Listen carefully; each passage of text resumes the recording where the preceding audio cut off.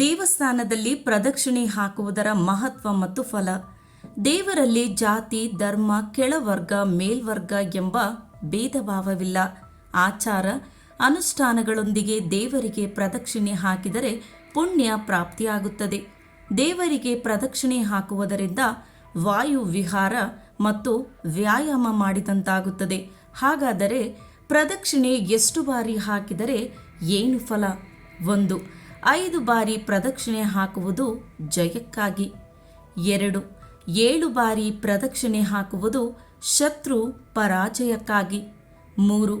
9 ಬಾರಿ ಪ್ರದಕ್ಷಿಣೆ ಹಾಕುವುದು ಪುತ್ರ ಪ್ರಾಪ್ತಿಗಾಗಿ. 4.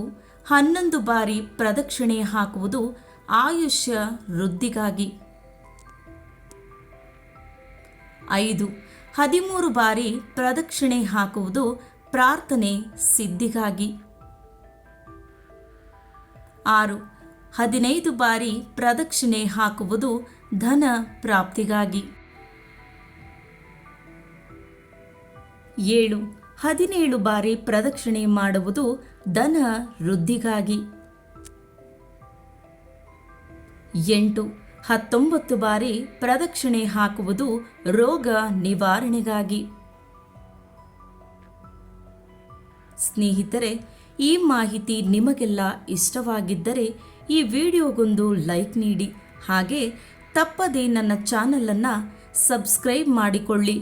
ಕೇಳಿದ್ದಕ್ಕಾಗಿ ಎಲ್ಲರಿಗೂ ಧನ್ಯವಾದಗಳು.